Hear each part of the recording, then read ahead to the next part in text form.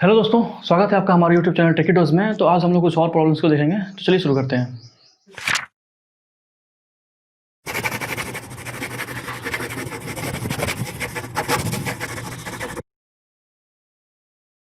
तो शुरू करते हैं आज के लेसन से।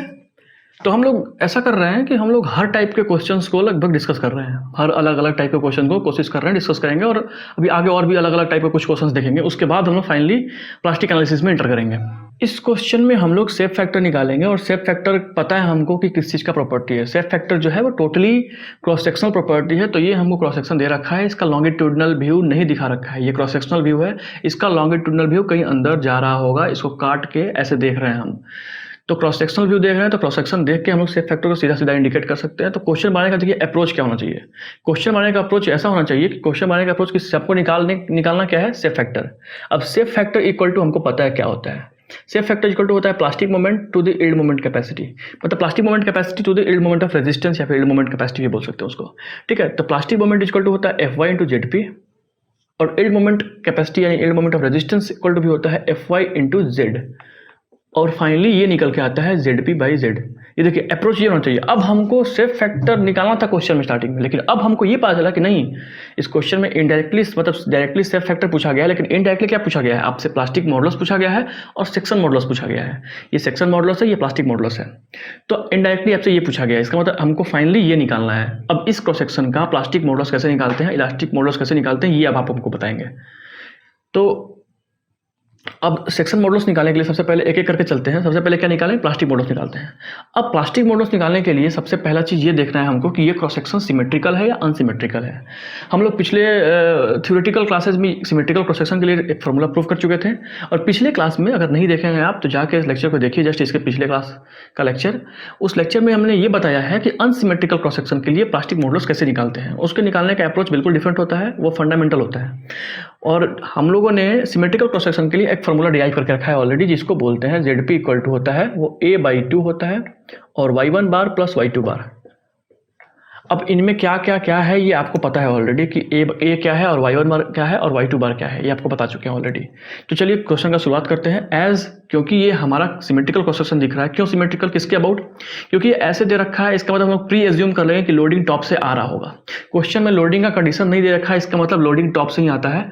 तो हम लोग जब लोडिंग टॉप से आएगा तो जो हमारा न्यूट्रल एक्सिस होगा वो उसके परपेंडिकुलर लाई करेगा। लोडिंग ऐसे तो न्यूट्रल एक्सिस हमारा ऐसे लाई करेगा। अब न्यूट्रल एक्सिस ऐसे लाई करेगा तो सबसे पहले हमारा दो कंसर्न होगा न्यूट्रल एक्सिस से, क्योंकि हमको इस क्वेश्चन में सिर्फ प्लास्टिक मॉडुलस से निकालना है, हमको इस क्वेश्चन में इलास्टिक मॉडुलस भी निकालना है। प्लास्टिक मॉडुलस के अलावा इलास्टिक मॉडुलस निकालना है, इसका मतलब हम लोग प्लास्टिक न्यूट्रल एक्सिस के अलावा इलास्टिक न्यूट्रल एक्सिस को भी देखेंगे। क्योंकि क्योंकि क्योंकि क्योंकि एकदम ये सिमेट्रिकल क्रॉस सेक्शन है अबाउट एक्स एक्सिस, मतलब इस न्यूट्रल एक्सिस के अबाउट इसको न्यूट्रल एक्सिस अज्यूम कर लिया जाए। क्योंकि ये न्यूट्रल एक्सिस है, ये न्यूट्रल एक्सिस है। इसको न्यूट्रल एक्सिस डायरेक्टली क्यों बोल दिए, क्योंकि सिमेट्रिकल क्रॉस सेक्शन है। कहने का मतलब इस एक्सिस के अबाउट अगर देखा जाए तो इसके ऊपर जैसा सेक्शन दिख रहा है वैसा ही सेम सेक्शन नीचे दिख रहा है। इसका मतलब ये इस एक्सिस के बहुत सिमेट्रिकल है। अब इस एक्सिस के बहुत सिमेट्रिकल होते ही हमको एक चीज ये पक्का कंफर्म हो गया, ये एक्सिस इसका प्लास्टिक तो होने वाला है, क्योंकि सिमेट्रिकल है तो प्लास्टिक होने वाला है। क्यों, क्योंकि ऊपर वाला ये इस पूरे एरिया को दो इक्वल एरिया में डिवाइड कर रहा होगा, मतलब ऊपर का एरिया हाफ हो गया, नीचे का एरिया हाफ हो गया, तभी जाके ये फॉर्मूला हम लोग अप्लाई कर पाएंगे। तो ये हम लोग का प्लास्टिक न्यूट्रल एक्सिस तो कंफर्म हो गया। एंड ये इलास्टिक न्यूट्रल एक्सिस भी है।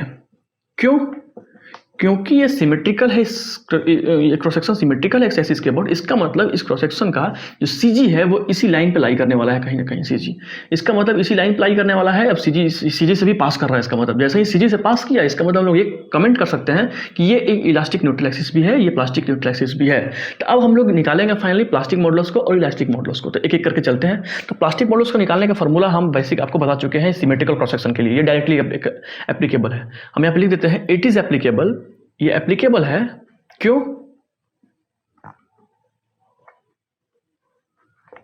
Because our section is symmetrical. क्यों, क्योंकि हमारा सेक्शन सिमेट्रिकल है अबाउट न्यूट्रल एक्सिस। ये न्यूट्रल एक्सिस के अबाउट सिमेट्रिकल है। तो अब ये क्वेश्चन सिमेट्रिकल हो चुका, ये क्रॉस सेक्शन सिमेट्रिकल हो चुका इस एक्सिस के अबाउट। इसका मतलब इस फॉर्मूला को हम लोग डायरेक्टली अप्लाई कर सकते हैं। अब इस फॉर्मूला में ए क्या है, ए है किसी भी टॉप, क्योंकि ये सिमेट्रिकल है, इसका मतलब ऊपर वाले ये एरिया को टू इक्वल एरिया में डिवाइड कर रहा होगा, ऊपर का एरिया नीचे का एरिया, और दोनों एरिया बराबर निकलने वाला है, तो बराबर तो निकलेगा ही, क्योंकि प्लास्टिक न्यूट्रल एक्सिस का डेफिनेशन ही क्या होता है, ये एक एरिया को दो इक्वल एरिया में डिवाइड करता है। तो ये जो ये ए है वो जायज़ सी बात है, इसका टोटल एरिया है। टोटल एरिया को ऑलरेडी यहाँ पे हाफ कर रखा है, इसलिए इसको हाफ मत कीजिएगा, ये टोटल एरिया को ही लिखिएगा यहाँ पे, ये अपने आप हाफ कर देगा इसको। उसके बाद y1 बार क्या है, ये टॉप पार्ट के एरिया का, बस टॉप पार्ट के एरिया का CG के, मतलब टॉप पार्ट के एरिया का CG से इस न्यूट्रल एक्सिस का डिस्टेंस, प्लास्टिक न्यूट्रल एक्सिस का डिस्टेंस। अब टॉप पार्ट के एरिया का CG कैसे निकालना है ये हम आपको बताएंगे। उसका CG निकालने का बेसिकली जरूरत भी नहीं पड़ेगा, इसको हम लोग दूसरे अप्रोच से सॉल्व करेंगे। CG निकालने में लफड़ा होगा, क्योंकि ऐसे क्रॉस सेक्शन का ये जो T सेक्शन दिख रहा है ना, अगर इसके आधे पार्ट को देखते हैं तो कुछ अलग टाइप का दिख रहा है ये, तो वैसे क्रॉस सेक्शन का CG निकाल पाना थोड़ा बहुत मुश्किल होगा। हम लोग CG निकालने को अवॉइड करेंगे। कैसे देखते हैं अभी। y2 बार क्या है, y2 बार वो है डिस्टेंस है इस बॉटम वाले एरिया के CG का इस न्यूट्रल एक्सिस से डिस्टेंस, सेम वे में। अब हम लोग क्या करते हैं, इस क्रॉस सेक्शनल एरिया को दो टाइप के एरिया में डिवाइड कर देते हैं। कैसे, इस क्रॉस सेक्शनल एरिया को दो टाइप में एरिया में डिवाइड कर देंगे तो सीधा सीधा हमको ये चीज पता चल जाएगा कि CG कहाँ किसका लाई करेगा। अब दो पार्ट के एरिया में डिवाइड करने का मतलब पहले इसका डायमेंशन देख लेते हैं क्या क्या दिया हुआ है। डायमेंशन ध्यान दीजिएगा, डायमेंशन ये जो 100 दिया हुआ है इसके सेंटर से दिया हुआ है, सेंटर से इसके एज का डिस्टेंस, ये भी इधर भी इसके सेंटर से इसके एज का डिस्टेंस दिया हुआ है। उसी तरह इधर भी इसके सेंटर से इस एज का डिस्टेंस 100 दिया हुआ है, इस सेंटर से इस इसका डिस्टेंस 100 दिया हुआ है। थिकनेस इसका 40 है। इसका मतलब ये 40 थिकनेस है, इसका मतलब ये लाइन एरिया नहीं है। 100 और 40 लगभग कंपेरेबल है, इसका मतलब ये लाइन एरिया से रिप्लेस नहीं कर सकते। थिन सेक्शन नहीं है, थिन सेक्शन नहीं तो लाइन एरिया से रिप्लेस करने का कोई मतलब नहीं बनता है, तो डायरेक्टली इसको एरिया को सॉल्व करना पड़ेगा। अब क्या करेंगे, अब एक काम करेंगे कि इस पूरे एरिया को दो टाइप के एरिया में डिवाइड करेंगे, तो हमारे लिए CG निकालना आसान रहेगा। इस पूरे क्रॉस सेक्शन को CG नहीं निकाल, पूरे क्रॉस सेक्शन का मतलब इक्विवेलेंट CG नहीं निकालना पड़ेगा। इस पूरे क्रॉस सेक्शन के इक्विवेलेंट CG निकालने से बच जाएंगे हम लोग। ये डिस्टेंस निकालना है ना CG का, इसके CG का डिस्टेंस न्यूट्रल एक्सिस से निकालना है, इसलिए हम लोग ऊपर वाले एरिया का इक्विवेलेंट CG निकालने को अवॉइड करने के लिए इस एरिया को दो इक्वल पार्ट में, मतलब दो अलग अलग पार्ट में जिसका हमको CG पता हो ऑलरेडी, उस टाइप के प्रोसेस में डिवाइड कर देंगे। डिवाइड करने के लिए क्या करेंगे, ध्यान दीजिएगा, एक काम करते हैं, क्योंकि 100 दे रखा है इसलिए एक ऐसा रेक्टेंगुलर सेक्शन लेते हैं यहाँ तक का, ऐसे वाला, ऐसे ध्यान दीजिएगा। एक इमेजिनरी क्रॉस सेक्शन बनाइएगा, हम यहाँ पे स्केचिंग कर देते हैं ताकि आपको पता चले कम से कम कौन सा एरिया को हम बता रहे हैं। हम इस एरिया की बात कर रहे हैं। ये एरिया आपको साफ साफ दिख रहा होगा कि ये न्यूट्रल एक्सिस से टॉप है, मतलब न्यूट्रल एक्सिस से ऊपर है, ये भी साफ साफ दिख रहा है। हमको ऊपर से ही कंसर्न थे क्योंकि हमको ऊपर वाले का ही CG का डिस्टेंस निकालना है न्यूट्रल एक्सिस से, तो हम ये न्यूट्रल एक्सिस के ऊपर है, ये भी कंफर्म हो गया। एक एरिया तो ये हो गया, क्योंकि क्योंकि रेक्टेंगल है, रेक्टेंगल का CG निकाल पाना सीधा आसान होता है, बाकी ये उल जलूल सेक्शन से, तो रेक्टेंगल का CG निकाल पाना आसान है, इसलिए हम सीधा रेक्टेंगल को ले लिए हैं। दूसरा क्रॉस सेक्शन हमारा बचता है। अब क्या बच रहा है, बाकी सारा यही सब बच रहा है। यही तो ऊपर के अगर पार्ट को देखा जाए तो एक पार्ट ये बच रहा है, एक इस साइड पार्ट बच रहा है, तो दोनों को ले लिए एक साथ, या फिर दोनों को एक साथ लीजिए, अलग अलग ले लीजिए। तो हम लोग फाइनली इसको 3 टाइप के एरिया में डिवाइड कर दिए, 1 2 3 टाइप में जैसे ही डिवाइड किए, अब हमको मतलब अब हमारे लिए उन लोग का CG निकालना, क्योंकि ये भी एक रेक्टेंगुलर सेक्शन है तो इसका भी CG निकालना आसान होगा, ये भी एक रेक्टेंगुलर सेक्शन है इसका भी CG निकालना आसान होगा, और इसका तो CG निकल ही जाएगा। तो चलिए एक एक करके हम लोग इस प्लास्टिक मॉडल्स को निकालते हैं। प्लास्टिक मॉडल्स निकालने के लिए अब तीनों एरिया के लिए अलग अलग एप्लीकेबल कीजिए आप लोग। अब क्या कीजिए, सबसे पहले क्रॉस सेक्शन के लिए, ये हमारा ब्लू वाले के लिए काम करते हैं। सबसे पहले ब्लू वाले के लिए यहाँ पे लिखेंगे भी, ब्लू वाले के लिए अलग लिखेंगे, रेड वाले के लिए अलग लिखेंगे हम। तो ब्लू वाले के देखने के लिए ब्लू वाले का एरिया क्या है पहले ये बताइए। अब ब्लू वाला, अब ध्यान दीजिएगा, ये जो एरिया होता है ऊपर नीचे, क्योंकि सिमेट्रिकल है तो ऊपर नीचे बराबर होने वाला है, इसलिए एरिया टोटल होता है। सिर्फ ब्लू वाले का एरिया मत लिखिएगा, इसके नीचे इक्विवेलेंट ऐसा एरिया नीचे भी लाई करेगा, ऐसा सेम एरिया नीचे भी लाई करेगा, तो इसका भी कंबाइन एरिया होगा। ये आप समझ रहे हैं। उसी तरह ये रेड वाले का भी कंबाइन एरिया होगा, अगर ऊपर नीचे सिमेट्रिकल देख रहे हैं तो आप इसको भी एक साथ लीजिएगा। चलिए तो देखते हैं। अब इसका ब्लू वाले पार्ट का एरिया निकालना है, टोटल एरिया। इसका मतलब ये ब्लू वाले का लेंथ कितना है, 100 और ऊपर 100 और नीचे 100, मतलब 200 का लेंथ है। लेंथ इंटू थिकनेस से मल्टीप्लाई कर देगा तो एरिया आ जाएगा। थिकनेस कितना है, 40 है, तो 200 इंटू 40 ये एरिया आ गया। तो A/2 करना है हमको फाइनली, तो A/2 कर दिए, और इनटू में एक्स्ट्रा क्या क्या, y1 बार प्लस y2 बार। ध्यान दीजिएगा, इस न्यूट्रल एक्सिस से अगर ऊपर वाले सेक्शन का बात करें तो इसका y1 कहाँ एग्जिस्ट करेगा, आप देख सकते हैं। ऊपर वाले सेक्शन का CG कहीं, ये अगर इतने बड़ा रेक्टेंगल है तो सेंटर पे ही लाई करेगा, इसको बीचों बीच कहीं लाई करेगा। अगर इसका 100 लेंथ है तो ये 50 पे लाई करेगा, कहने का मतलब, तो ये 50 पे लाई करेगा, तो ये 50 पे लाई कर गया। तो हम लोग क्या करेंगे, यहाँ पे 50 और प्लस सिमेट्रिकली, क्योंकि सिमेट्रिकल है इसलिए सीधा सीधा y2 को भी 50 लिख देंगे, काम खत्म। अब प्लस, ये भी सिर्फ ब्लू वाले एरिया का पार्ट किए। अब रेड वाले का पार्ट करते हैं। रेड वाले का एरिया कितना निकल के आएगा, ध्यान दीजिए, रेड वाले का एरिया डिस्टेंस निकालना पड़ेगा सबसे पहले, उसका टोटल लेंथ कितना निकल के आएगा। रेड वाले का अगर लेंथ देखा जाए ओवरऑल तो लेंथ कितना आएगा 100 + 100, तो 200 यहाँ से यहाँ तक का लेंथ हुआ। लेकिन हम लोग इस ब्लू वाले पार्ट को ऑलरेडी इसमें कैलकुलेट कर चुके हैं, तो ब्लू वाले पार्ट को हटा देंगे। तो लेंथ इसका पहले 100 था, लेकिन अब 40 घटा दीजिए, तो इसका लेंथ यहाँ से यहाँ और यहाँ से यहाँ ही निकल के आएगा। तो अगर ऐसे भी देखें तो 100 अब -20 कर देंगे तो ये 80 निकल के आ जाएगा, 80 + 80 160, या फिर 100 + 100 यहाँ से यहाँ 200 हो गया और 40 घटा दीजिए तो ये निगलेक्ट हो गया। तो 100 वो 200 - 40 मतलब कि 160, तो ये निकल के आ जाएगा 160। ये हो गया इसका लेंथ। थिकनेस कितना है इसका, ही 40 है थिकनेस, तो 40/2। अब इसके सीजी का डिस्टेंस, मतलब इस न्यूट्रल एक्सिस से टॉप वाले एरिया का, अगर इसका टोटल थिकनेस 40 है तो इसका मतलब इसका ये थिकनेस कितना होने वाला है 20। अगर ये थिकनेस 20 होने वाला है तो इसका सीजी कहीं 20/2 मतलब हाफ पे लाई करेगा। इसका मतलब इसका सीजी कहीं 10 पे लाई करेगा, तो इसको हम 10 को यहाँ लिख देते हैं 10, और प्लस दोबारा नीचे वाले एक्सिस, नीचे वाले क्रॉस सेक्शन के लिए, सिमेट्रिकल क्रॉस सेक्शन के लिए 10 यहाँ पे। तो ये हम लोग लिख दिए। अब इसको सॉल्व कर लीजिए। अगर इसको आप सॉल्व कीजिएगा तो हम डायरेक्ट आंसर दे देते हैं, आप इसको कैलकुलेट कीजिएगा और मैच करा लीजिएगा। तो इसका जब कैलकुलेट करेंगे तो ये आएगा 46400 m3 सेक्शन मॉडुलस का डायमेंशन m3 होता है ना, प्लास्टिक मॉडुलस हो या फिर सेक्शन मॉडुलस हो, दोनों का जो यूनिट होता है वो m3 होता है। ठीक है, तो ये रहा इसका सेक्शन। अभी तक सिर्फ प्लास्टिक मॉडुलस निकाले हैं, एक पार्ट हुआ है बस। अभी इसका इलास्टिक मॉडुलस निकालना बाकी है। इलास्टिक मॉडुलस या सेक्शन मॉडुलस निकालेंगे तब जाके हम लोग शेप फैक्टर फाइनली निकाल सकते हैं। तो इस चीज़ को याद रखिएगा, अभी हम लोग यूज करेंगे शेप फैक्टर निकालने में इस चीज़ का। तो अगले स्लाइड में देखते हैं कि सेक्शन मॉडुलस कैसे निकालते हैं। चलिए, तो अब हम लोग सेक्शन मॉडुलस देख सकते हैं। अब सेक्शन मॉडुलस आपको याद आ रहा होगा कि सेक्शन मॉडुलस इक्वल टू क्या होता है। Section modulus equal to formula simple होता है I/Y। I क्या है, moment of inertia of that cross section about elastic neutral axis. इस इलास्टिक न्यूट्रल एक्सिस जिसके अबाउट बेंडिंग हो रहा है इस बीम का, उसके अबाउट मोमेंट ऑफ इनर्शिया है। तो इस एक्सिस के अबाउट, जो एक्सिस यहाँ से पास कर रहा है उसके अबाउट मोमेंट ऑफ इनर्शिया है। Y क्या है, उस एक्सिस से टॉप या बॉटम फाइबर, क्योंकि सिमेट्रिकल है, टॉप या बॉटम फाइबर का डिस्टेंस है। ठीक है, अब ये क्लियर है। अब मोमेंट ऑफ इनर्शिया कैसे निकालेंगे, ध्यान दीजिएगा, ये थोड़ा सा समझिएगा। मोमेंट ऑफ इनर्शिया निकालने के लिए, अब मोमेंट ऑफ इनर्शिया निकालेंगे तो ब्लू वाले पार्ट का एक साथ निकाल लेंगे, क्योंकि हमको पता है कि मोमेंट ऑफ इनर्शिया रेक्टेंगुलर का पता होता है कि कैसे क्या फार्मूला होता है। रेक्टेंगल का फार्मूला क्या होता है, अगर ये रेक्टेंगल है और इसका विड्थ b है और इसका डेप्थ d है और ये एक्सिस यहाँ से पास कर रहा है, तो जिस भी एक्सिस को कट करे इसका मोमेंट ऑफ इनर्शिया इस एक्सिस के अबाउट निकालने के लिए क्या करेंगे, पहले तो जिस एक्सिस को भी ये कट करता है, जिस एक्सिस को कट करता है उसका क्यूब करेंगे। ध्यान दीजिएगा, ट्रिक है याद करने का कि मोमेंट ऑफ इनर्शिया हमको इस रेक्टेंगुलर सेक्शन का इस एक्सिस के अबाउट निकालना है, तो b को एज इट इज लिखेंगे और जिसको ये कट कर रहा है ये डायमेंशन एज इट इज लिखेंगे, और जिसको ये एक्सिस d को कट कर रहा है तो d का क्यूब करेंगे और नीचे 12 लिखेंगे। तो जिस एक्सिस को कट करे उसका क्यूब करके 12 कीजिएगा।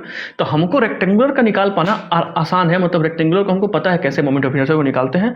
किसी रैंडम क्रॉस सेक्शन का नहीं पता होता है मोमेंट ऑफ इनर्शिया, इसलिए इसका डायरेक्ट मोमेंट ऑफ इनर्शिया में इंटर मत कीजिएगा।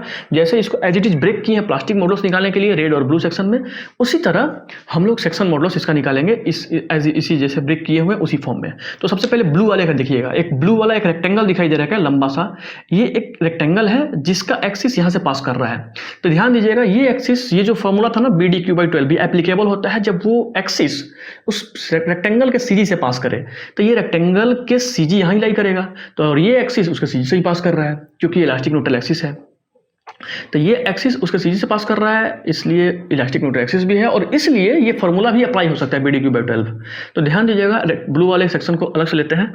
तो ब्लू वाले सेक्शन को जब लीजिएगा तो ब्लू वाले सेक्शन का देखिए किसको कट कर रहा है किसको कट नहीं कर रहा है। 40 डायमेंशन है b विड्थ जिसको ये कट नहीं कर रहा है, और ओवरऑल डायमेंशन 200 है जिसको ये कट कर रहा है। तो सबसे पहले सिंपली 40 को लिख दीजिएगा और एज इट इज और 200 का क्यूब कर दीजिएगा और तब जाकर 12 लिखिएगा। ये निकल के आ गया ब्लू वाले का, पूरे ब्लू वाले का एक साथ निकल गया मोमेंट ऑफ इनर्शिया अबाउट इस एक्सिस, ये निकल के। अब रेड वाले का करते हैं। रेड वाले का देखिए, ये भी एक रेक्टेंगल है, ध्यान दीजिएगा, ये भी एक रेक्टेंगल है, भले अलग अलग रखा हुआ है, लेकिन जो न्यूट्रल एक्सिस है ना, ये भी इसका सीजी से ही पास कर रहा है। इसका जो अगर ओवरऑल रेक्टेंगल को देखा जाए तो इसका सीजी कहीं यहीं लगेगा, ये इसका सीजी से ही पास कर रहा है। तो सीजी से ही पास करते ये इसका मतलब BDQ/12 ये फॉर्मूला यहाँ भी एप्लीकेबल हो सकता है। अब यहाँ पे देखने वाली ये बात ये है कि किसको कट कर रहा है किसको कट नहीं कर रहा है। तो ये डायमेंशन कितना था, कितना निकल के आए थे आप लोग, जब इसको निकालिएगा तो ये 80 आ जाएगा। ठीक है ना, ये 100 है और ये 40 है, तो 40 का हाफ 20 और 100 माइनस 20 कीजिएगा तो ये 80 निकल के आ जाएगा। तो ये 80 है, उसी तरह ये भी 80 होगा। जब ये 80 है, ध्यान दीजिएगा, तो 80 को कट नहीं कर रहा है, ये कट कर रहा है 40 वाले डायमेंशन को, कट कर रहा है 40 वाले डायमेंशन को। तो 40 का क्यूब कीजिएगा और 80 को एज इट इज लिख दीजिएगा। तो उसी तरह हम लोग यहाँ भी करते हैं, ये भी एक रेक्टेंगल है, लेकिन ध्यान दीजिएगा यहाँ पे दो रेक्टेंगल है, तो एक बार 80 करके दो बार कर सकते हैं, या फिर एक साथ ही मतलब 80 + 80 60 कर सकते हैं, 160 और इंटू ऐसे करके कर सकते हैं। तो हम लोग अलग अलग करके करते हैं, जैसे अलग अलग करके करेंगे तो एक रेक्टेंगल का जैसे इस एक्सिस के अबाउट मोमेंट ऑफ इनर्शिया निकालना है, तो कैसे निकालेंगे?